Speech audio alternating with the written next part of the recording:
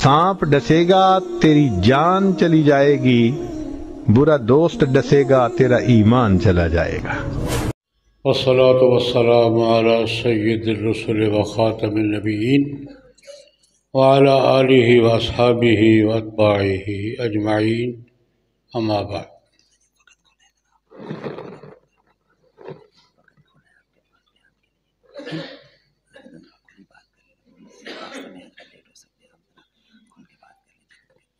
ठीक है, बात कर कहते दो बातें नहीं करनी, मैं करूँगा दो ही। हिलारतुल अमाल के साथ अल्हम्दुलिल्लाह मेरी वाबस्तगी भी है, और मैं तो मेहमान हूँ। मैंने खुसूसी लिखा हो, मैं तो मेज़बानों में हूँ। मैं तो इस टीम का हिस्सा हूँ। हर हफ्ते आता हूँ यहाँ, कुछ न कुछ तलबा का वक्त ज़ाया करता हूँ। तो मुझे ताज्जुब हो रहा था कि मुझे मेहमान खुसूसी, मैं तो टीम का हिस्सा हूँ। लेकिन आते ही मैंने लतीफ़ा सुनाया। कोई एक जगह मैं गया तो लगाया मुझे, तो लिखा हुआ था मेहमान खुसूमी। कातिब की गलती थी, लेकिन मैंने कहा मैं इस काम के लिए नहीं आया। वो साथ बड़ा मोटा सा लिखा तो पढ़ा जाता है मेहमान खुसूमी। मैंने कहा यार मैं इस काम के लिए नहीं आया, बात सीधी सीधी दो बातें करूँगा। आज भी दो ही बातें करूँगा। ये दो वाक़यात सुनाऊँगा, एक मुफ्तियान किराम के लिए जो आज फारग हो रहे हैं, संदे लेंगे, एक आवाम के लिए जो यहाँ उनकी हौसला अफजाई के लिए जमा है। तो पहले आवाम। आज ही इत्तिफाक से सबक में एक बुज़ुर्ग का नाम आ गया और उसका वाक़या ज़हन में आया, तो थोड़ा सा लाहौर सुनाया है, पूरा आपको थोड़ा पूरा सुना देता हूँ। रबीअतुर राय उम्मत के बड़े फ़ुक़हा में से हैं, मुहद्दिसीन में से हैं, और तारुफ़ के लिए इतने ही काफ़ी है कि हज़रत इमाम मालिक रहमतुल्लाह अलैह के भी उस्ताद हैं और हज़रत इमाम अबू हनीफ़ा रहमतुल्लाह अलैह के भी उस्ताद हैं। दोनों बड़े इमाम रबीअतुर राय के शागिर्द थे, और उनकी राय और उनकी अक़ल और क़ियास इस कदर मज़बूत थी, उनका नाम ही राय पड़ गया था। नाम रबिया था, लेकिन उनको राय कहते थे, इमाम रबीअतुर राय। उनका एक वाक़या अपने दोस्तों के लिए, अपने शहरियों के लिए अर्ज़ करना चाहता हूँ। क़ाज़ी अय्याज़ रहमहुल्लाह ताला ने तरतीबुल मदारिक में ये वाक़या लिखा है। शायद पहले भी कई दफ़ा सुनाया था, लेकिन अब मुझे पूरी तरह याद नहीं। रबीअतुर राय, इनके वालिद मोहतरम फ़र्रुख मुजाहिदीन में से थे। मदीना मुनव्वरा के रिहायशी थे। ये मुजाहिदीन में से थे और जिहाद पे रहते थे। उस ज़माने में जिहाद की पोजीशन ये नहीं होती थी, वो गए और गए और गए और गए, यहाँ से वहाँ, वहाँ से वहाँ, वहाँ से वहाँ, वहाँ से वहाँ। मदीना मुनव्वरा से जब गए तो अहलिया मोहतरमा बीमार थी, बच्चा बुच्चा होने वाला था। ये जिहाद पे चले गए। इनके पास जो जमा पूंजी थी अहलिया को दिया, को खर्च भी करती रहना, लेकिन संभाल के रखना, ये जमा पूंजी है, कभी काम आएगी। और ख़ुद चले इराक़ की जंग में शरीक हुए, फिर वहाँ से अज़रबैजान चले गए, फिर वहाँ से जनाब ये सारे इलाके घूमते घामते। उस ज़माने में व्हाट्सअप नहीं होता था कि घर इतला दे मैं कहाँ हूँ कहाँ नहीं हूँ, और ये सहूलतें नहीं थी। घूमते घामते 27 साल गुजर गए। जब एक जहाज से दूसरे जहाज, दूसरे से तीसरे जहाज, चौथे से पाँचवें, घूमते घामते 27 साल बाद घर वापसी हुई, मौका मिला तो घर का दरवाज़ा खटखटाया, तो अंदर से एक नौजवान 27, 26 साल का। अब दोनों एक दूसरे परेशान हो गए। ये परेशान हो गए कि ये नौजवान मेरे घर में क्या कर रहा है, और वो कि बाबा ये किधर से आ गया है। दोनों में उलझन हुई, कौन हो तुम, कहाँ से आए। अब मैंने ये बताया, कुछ ज़माने में ये फ़ोटो तो नहीं मुंतकिल होते थे कि वो पहचान लें, सादा ज़माना था। ये उनको देख के कुछ थोड़े से उलझे, वो इनसे उलझे। वो तुम कौन हो, तुम कौन हो, तुम क्या कर रहे हो, तुम किधर से आए हो। ये पड़ोसियों ने देख लिया। पड़ोसी आए, उन्होंने कहा यार बाप बेटा लड़ते क्यों ये तुम्हारे अब्बा जी हैं और ये आपका बेटा है।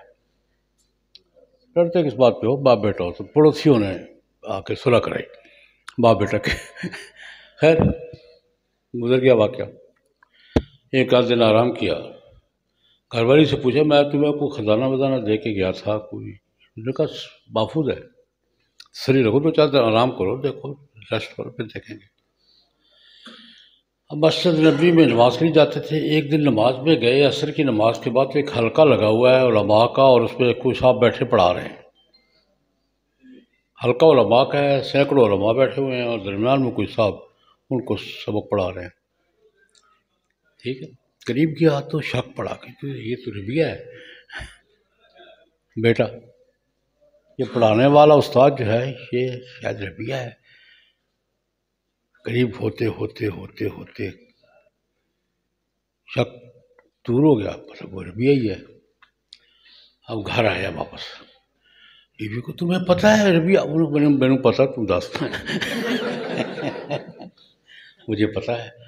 کہتے ہیں آج تو میری زندگی کا سب سے خوشی کا دن ہے، میرا بیٹا مسجد نبوی میں علماء کو پڑھا رہا ہے۔ وہی ربیہ ہی ہے نا؟ انہوں نے کہا ربیہ ہی ہے۔ اچھا وہ آج جیسی خوشی مجھے زندگی میں کبھی نہیں ملی۔ اس کے لیے واقعہ تھا، بیٹا ہے اور مسجد نبوی میں پڑھا رہا ہے، اور پڑھا کن کو رہا ہے؟ علماء کو، جن علماء میں امام ابو حنیفہ کا نام بھی آتا ہے، امام مالک کا نام بھی آتا ہے۔ کمال ہو گئی یار۔ بیوی سے کہا کہ میں تو آج یہ تو پاؤں زمین پہ نہیں لگ رہے۔ ایک دن گیا، دوسرے دن گیا، تیسرے دن گیا۔ جب بیوی نے دیکھا نا کہ اب اس کو تسلی ہو گئی ہے کہ بیٹا میرا یہ کس مقام پہ ہے، اور مقام کا تو ہم لوگ کیا تصور کر سکتے ہیں۔ خیر ایک دن بیوی نے پوچھا کہ آپ کو یہ بیٹے کا یہ پسند آیا؟ میں نے کہا ہاں، میں اس سے زیادہ پسند کی بات کیا ہوگی میرے لیے؟ کسی مسلمان کے لیے اس سے زیادہ خوشی کی بات ہو سکتی ہے؟ انہوں نے کہا یہ بتاؤ، وہ خزانہ جو تم دے کر گئے تھے وہ زیادہ اچھا لگتا ہے یا یہ بیٹا اچھا لگتا ہے؟ انہوں نے کہا اس جیسے 10 خزانے بیٹے کے قدموں پہ قربان۔ خزانہ کیا ہوتا ہے؟ انہوں نے کہا پھر سوچ لو، تم نے مجھے خزانے کا یاد دلایا تھا کہ خزانہ دے کر گئے تھے، وہ خزانہ زیادہ اچھا لگتا ہے یا؟ انہوں نے کہا 100 خزانے بیٹے کے قدموں پہ قربان کر دوں، یہ کیا کہہ رہی ہو؟ اس نے کہا میں اس لیے کہہ رہی ہوں کہ وہ جو دولت دے کے گئے تھے نا، اسی بیٹے کی تعلیم پہ لگی ہے۔ یہ ربیہ نہیں بول رہا، تمہارا خزانہ بول رہا۔ وہ سارا خزانہ جو تم دے گئے تھے نا، وہ اس ربیہ کی تعلیم پہ لگی ہے۔ خوش ہو، محفوظ ہے خزانہ، محفوظ ہے کہ نہیں؟ محفوظ ہے۔ اور جو تمہاری رقم بول رہی ہے، یہ واقعہ میں نے اس لیے عرض کیا ہے، اپنے دوستوں سے کہا کرتا ہوں میں، اپنے جو اصحاب خیر، اللہ پاک اور خیر دے اور خیر ان کے ہاتھوں سے دلوائے۔ پیسے نے تو بولنا ہے، محاورہ کا پیسہ کیا کرتا ہے؟ بولتا ہے۔ آپ کی مرضی ہے سلمے میں بلوا لیں، آپ کی مرضی ہے مسجد میں بلوا لیں، آپ کی مرضی ہے تھیٹر پہ بلوا لیں، آپ کی مرضی ہے کسی اینکر کے سامنے بیٹھے ہوئے گانے پہ بلوا لیں۔ یہ بلوانے والے کی مرضی ہے کہ میرا پیسہ کہاں بولے۔ میری بات سمجھ آئی ہے؟ یہ پیسے والے کی مرضی ہے کہ میرا پیسہ تھیٹر میں بولے، مسجد میں بولے، مدرسے میں بولے، جلسے میں بولے، کہاں بولے، پارلیمنٹ، اس کی مرضی ہے۔ یہ بات میں شیئر کر رہا ہوں کہ اپنے اللہ پاک دولت دے، بہت دے، لیکن یہ سوچنا چاہیے کہ اس دولت کو بولنا کہاں چاہیے اور میں نے کہاں بلوانا ہے اس کو۔ دوسری بات مفتیان کرام کے لیے عرض کرنا چاہتا ہوں، میں ہمیشہ اسی قسم کی باتیں کیا کرتا ہوں۔ آپ حضرات نے اب ماشاءاللہ معاشرے میں جانا ہے اور لوگوں کی خدمت کرنی ہے، 20 پہلو ہیں، اس پہ ایک پہلو آج اتفاق سے وہ بھی سبق پہ آ گیا تھا، اسے میں یاد ہو رہا ہے، لاہور سے آ رہا ہوں میں، تو وہاں سبق تھا۔ کوئی بات کہیں کہنی ہے آپ نے زیادہ تو لکھنی ہے، لیکن کوئی بات کہنی ہے تو بات کہنے کے لیے جہاں یہ بات ضروری ہے کہ بات صحیح کہہ رہے ہیں، وہاں یہ بھی ضروری ہے کہ بات کا موقع اور محل بھی ہے کہ نہیں۔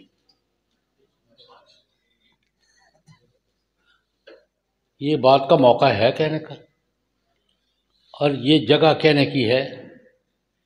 کسی بات کے کہنے کے لیے دونوں باتیں ضروری ہوتی ہیں کہ یہ جگہ بات کرنے کی ہے، یہ بات کرنے کی یہ جگہ ہے، اور یہ موقع اس بات کے کرنے کا ہے۔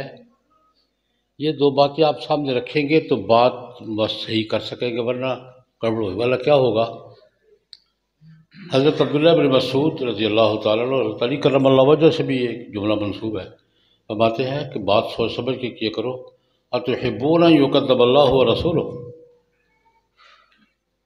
کیا تم یہ پسند کرو گے کہ بات تو تم کرو، موقع مال کے مطابق نہ ہو، اگلے آدمی کی ضرورت اور فہم کے مطابق نہ ہو، اور تمہارے بات بے احتیاطی سے کرنے سے اللہ رسول کے حکم کو جھٹلا دیا جائے۔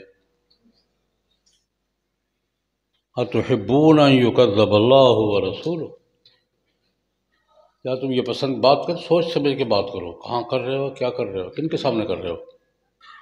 کیا تم یہ پسند کرو گے کہ بے احتیاطی ہو تمہاری اور کس کی بات جھٹلا دی جائے؟ اللہ کی۔ اس لیے ایک میں یہ بات اس لیے عرض کی ہے کہ بات زبان سے کہنی ہو یا قلم سے لکھنی ہو، یہ بات سمجھنا ضروری ہے کہ جن سے میں مخاطب ہوں یہ بات سمجھیں گے کہ نہیں سمجھیں گے، ان کے فہم کے دائرے کی ہے یا نہیں، ان کے لیول کی ہے یا نہیں، مجھے یہ بات اس موقع پہ کرنی چاہیے یا نہیں کرنی چاہیے، یہ بات بھی ضروری ہے، ورنہ بات تو صحیح ہوتی ہے۔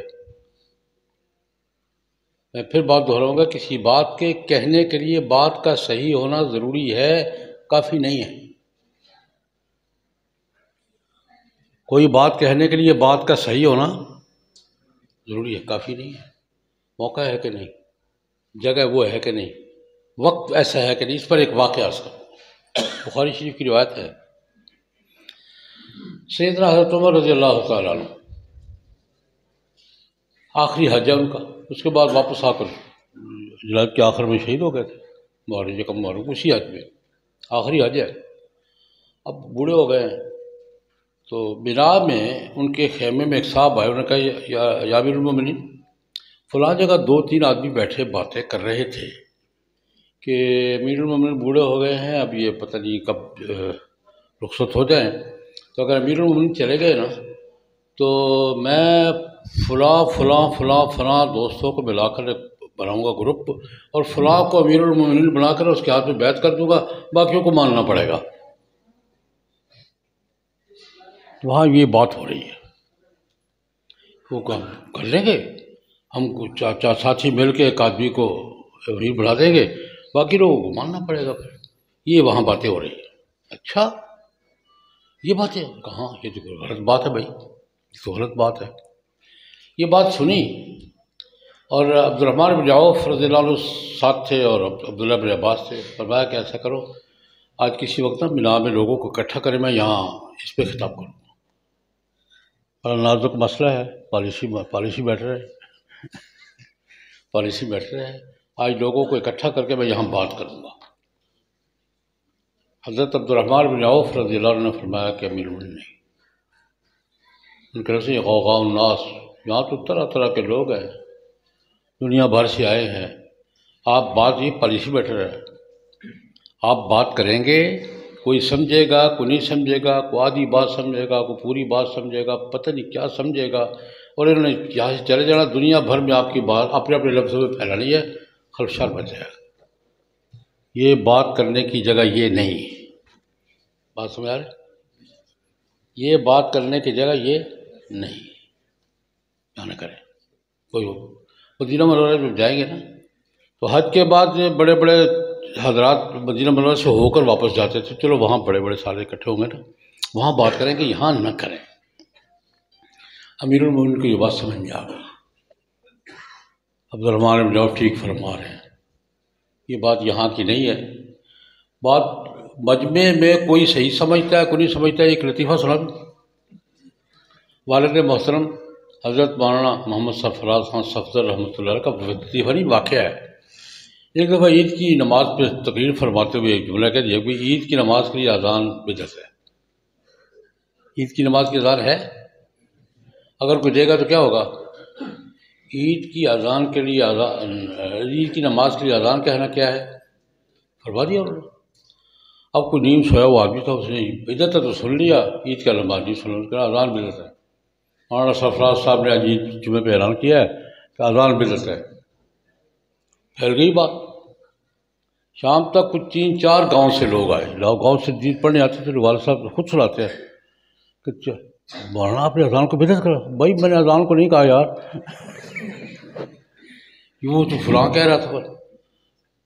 میں کہیں عید کی نماز کے لیے اذان بدعت، آدھا جملہ سنا آدھا نہیں سنا، وہ سارے شہر کو سارا دن کہتے میں صفائیاں دیتا رہا کہ میں نے اذان کا نہیں کہا، عید کی نماز کے لیے اذان کا کہا ہے۔ جب مجمع میں بات کی جائے تو پھر ایسا ہی ہوتا ہے نا۔ تو عبد الرحمن بن عوف رضی اللہ عنہ نے مشورہ دیا کہ نہیں یہاں نہیں فرمائیں، اب جائیں۔ ٹھیک ہے، میں انشاءاللہ عید مدینے پہنچوں گا نا تو پہلے جمعے پہ یہ بات کروں گا، بڑی نازک بات ہے، پالیسی میٹر ہے یہ، میں وہاں کروں گا۔ اب یہ بات پھیل گئی کہ امیر المومنین نے پہلے جمعے پہ کوئی خاص بات کرنی ہے، کون سے خطاب کرنا ہے۔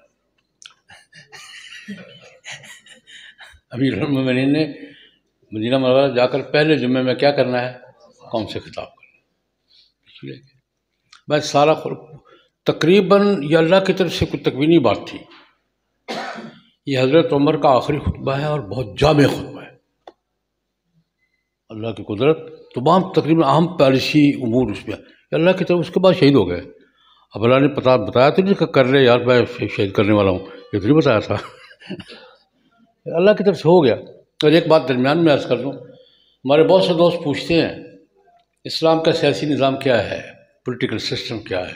میں کہا کرتا بڑے لکھے لوگوں سے کہ بھائی 2 خطبے ہیں، حضرت صدیق اکبر رضی اللہ عنہ کا پہلا خطبہ، انہوں نے بیعت کے بعد پہلا امرت علیکم ولست بخیرکم کہہ کے شروع کیا تھا، وہ پورا خطبہ وہ، اور حضرت عمر کا یہ آخری خطبہ، دونوں پڑھ لو، اگر کوئی سوال باقی رہے گا تو مجھ سے پوچھ لو۔ 2 خطبے دونوں بخاری میں ہیں، کوئی کمزور حوالہ بھی نہیں ہے، دونوں خطبے کہاں ہیں اگر ہم خطبہ سمجھ کے پڑھیں تو۔ بار وہ حضرت عمر نے اعلان کر ان متعلقہ بات یہ دیکھو بھائی، مجھے یہ پتہ چلا ہے کہ کچھ لوگوں نے یہ مشورہ کیا، بھائی یہ غلط بات ہے، یریدون ان یغصبوا امورہم، لوگوں کا حق کیوں مارتے ہو، لوگوں کا حق کیوں غصب کرتے ہو؟ خلیفہ کا انتخاب امت کا اجماعی حق ہے، باہمی مشورے سے کسی کو منتخب کریں گے، کسی کو مسلط نہیں کیا جاتا۔ حضرت ابوبکر کی مثال نہ دینا، یا حوالہ دیا، حضرت ابوبکر کی چند لوگوں نے بیعت کی تھی، امت نے مان لی تھی، ابوبکر کی اس زمانے میں حضرت ابوبکر سے بہتر کوئی آدمی تھا ہی نہیں کہ کسی اور کا نام سامنے آتا، اس لیے اس پہ قیاس نہ کرنا۔ یہ امت کا اجتماعی حق ہے کہ اس خلیفہ کا انتخاب امت کی اجتماعی رائے سے مشاورت کے ذریعے ہو، کوئی گروہ اپنا بندہ نہ مسلط کرے۔ یہ میں تم سے اس لیے خبردار کر رہا ہوں، فرمایا من بایا رجلا من غیر مشورۃ المسلمین فلا یتابعہ ولا الذی بایعہ، جو آدمی عمومی لوگوں کی مشاورت اور امت کے اتفاق کے بغیر کسی کی بیعت کرے، اس کی بات نہ مانی جائے۔ خیر یہ مسئلہ بڑا لمبا ہے، میں نے صرف یہ کہا کہ عبد الرحمن بن عوف رضی اللہ عنہ نے امیر المومنین سے مشورہ کیا، مشورہ دیا کہ حضرت یہ بات اس لیے پبلک مجمع میں، حج کے مجمع میں کرنے کی ضرورت نہیں ہے اور اس کا نقصان ہوگا، یہ بات آپ مدینہ منورہ میں جمعۃ المبارک کے اجتماع میں مدینہ کے اکابر کے سامنے کریں، تاکہ جو بات سمجھیں اور سمجھ کر صحیح منتقل ہو۔ یہ میں نے نقطہ عرض کیا ہے کہ بات کہنا ہو یا لکھنا ہو، یہ دیکھیں کن لوگوں کے پاس جانی ہے، انہوں نے کیا سمجھنا ہے، اس کا مطلب کیا لیں گے۔ یہاں ایک بات شامل کر کے بات ختم کرتا ہوں۔ یہاں ایک بزرگ تشریف لائے، ایک جگہ بیان فرمایا، کچھ ایک بات بہت عجیب سی ہو گئی، میں نے بعد میں کہا جی آپ نے کہا یہ کیا کہہ دیا اللہ کے بندے، یہ کیا کہہ دیا؟ یعنی کہ میرا مطلب یہ نہیں تھا، میں نے کہا آپ کا مطلب تھا یہ نہیں، لوگ یہی سمجھیں،